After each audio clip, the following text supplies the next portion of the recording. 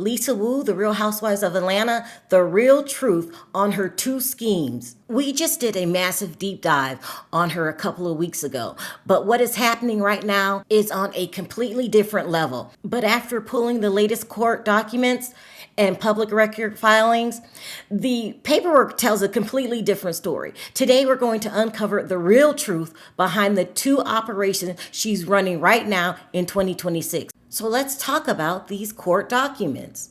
So Michelle Brown was the first person to break this story a month ago, and Tasha K was the first person to do an interview with one of the victims. So I want to send a special shout out to my girls, Michelle and Tasha K. Before we get into the documents, let me give you a little history on Lisa Wu, or Sharon Millet, whatever one you want to call her. Sharon Wu, Sharon.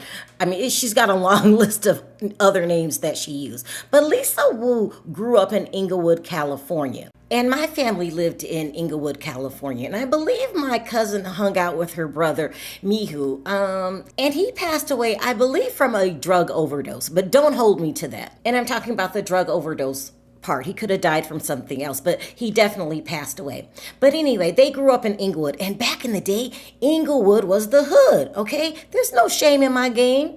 I mean, it's been gentrified now, okay? The whole neighborhood has changed. It's a really nice area now.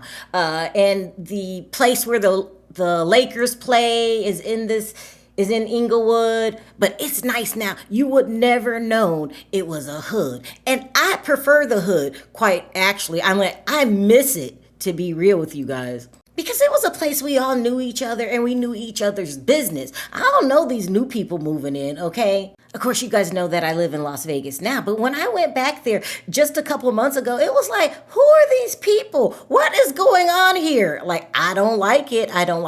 But back in the day, it was a hood. And back in the day, I'm not trying to be mean or anything like that. Lisa's family was ratchet, okay? Believe me when I tell you, they were street hustlers, okay? In my opinion, for legal reasons, in my opinion. Side note, I used to wear my hair like this back in the 80s. I mean, back then it was cute. Right now, we look deranged. What were we thinking? Anyway, let me move on. So Lisa back then was a hustler. Some people might call her a gold digger, a scammer. She was not the Lisa that she presents today. They were poor, they were mixed, the mother was black and the father was Asian, and there was a lot of them. I believe they had about maybe 9 to 10 kids. I'm not making this up, people. And Lisa was ratchet back then. So what's happening to her today? Being accused of 2 schemes, conning people out of their money, 2 schemes at the same time, we shouldn't be shocked because she's been scheming her whole damn life, in my opinion. Then there was the whole Keith Sweat era. He was her come up because before him, she was broke as a joke, okay? He was the first person that gave her a taste of money and fame. And she really messed that up. You would think you've been scheming your whole life, and then when you finally get a big win, aka Keith Sweat, you messed that up. She got this man to marry her, okay? Make her credible, and she messed that up. According to the rumors, she was on the white powder, okay? She also was cheating on him. She wasn't only cheating on him. According to the rumors, she was cheating on him with the lead singer of New Edition, Ralph Tresvant. And Ralph is a good-looking man to me. In my opinion, he looked like my husband back in the day. But anyway, she started running around town with him. According to the rumors, when Keith found out, he divorced her and got full custody of her kids, okay? It takes a lot for a mother to lose custody. He even sued her for the same thing the other people are suing her for now. According to the rumors, he gave her $150,000 to invest in a movie. And when he started feeling funny about this movie, he decided to pull out.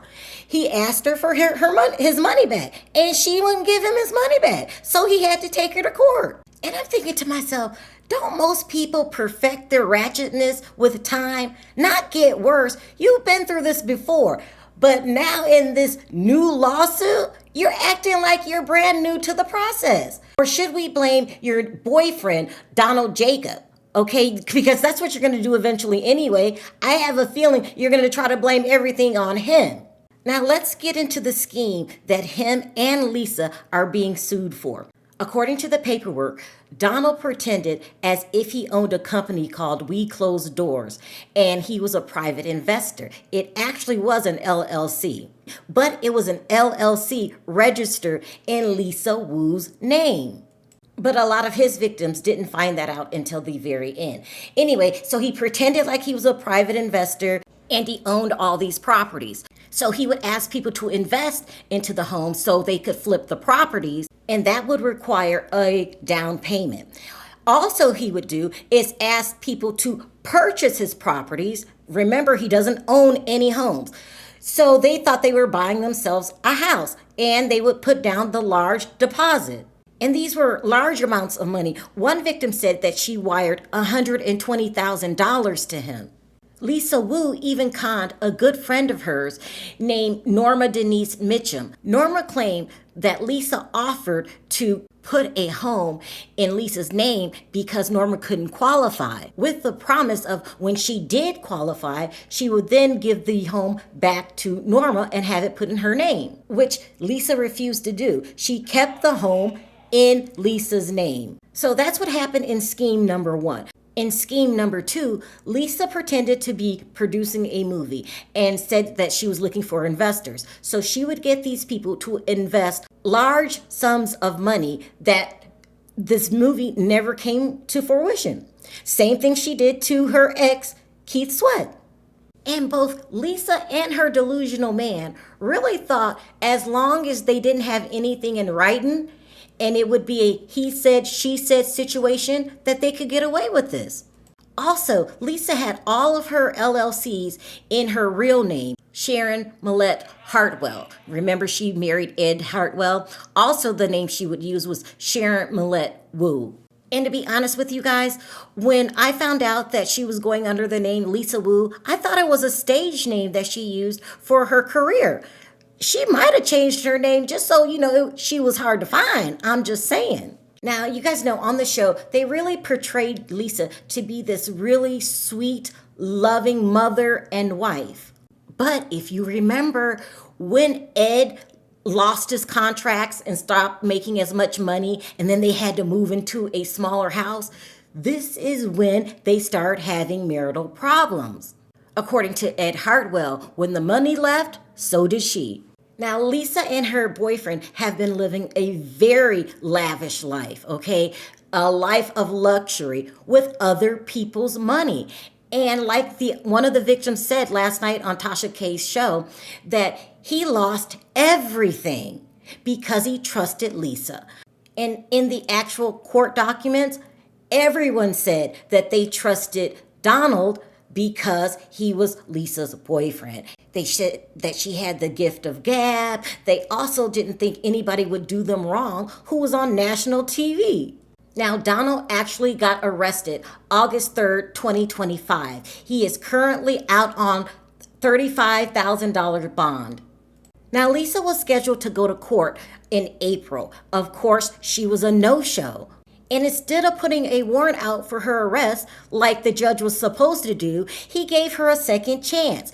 Her next court date is June 15th. Now, if she doesn't show for that one, she will be held in contempt of court and a warrant will be issued for her arrest. Now, personally, I'm giving the judge the side eye on this situation. Why didn't you arrest her when she didn't show up? She should have had a warrant out for her arrest. Now you just gave her time, in my opinion, to go on the run and appear somewhere, in London under the new name, Sally Struthers. So I feel like it's reasonable for me to question, do you think the judge had some kind of hard-on for Lisa? What's up with the second chance? The judge had all the access to the records that we have. So he knew what was going on. So, I don't know what's going on. But let's see if she does not show on June 15th. And I'm thinking she's not, because she didn't show the first time because she didn't know how to defend herself. It's not like all of a sudden she's going to come up with a reasonable alibi. Now, in all honesty, too, I have to admit this. I don't really like watching Housewives anymore. The only reason I like it is because all of the ratchet characters they have there. They really keep casting the lowest of the low, and then when they're into filming, they always get exposed. They're like the new Vlad TV. I just swear, they're the new Vlad. You guys haven't caught on yet? They get these housewives with these horrid backgrounds, and then it always comes out, and then they film it for their show. With my favorite being Wendy Osefo. I mean, that's going to be good. That's why I watch the Housewives now. Damn the storylines on the show. I want to know when the next person's going to get arrested. Is that bad? All right, you guys, listen, we have a lot to talk about down in the comments section. Let me know your thoughts on the situation. And did you think that Lisa was this kind of person? Until next time, bye for now.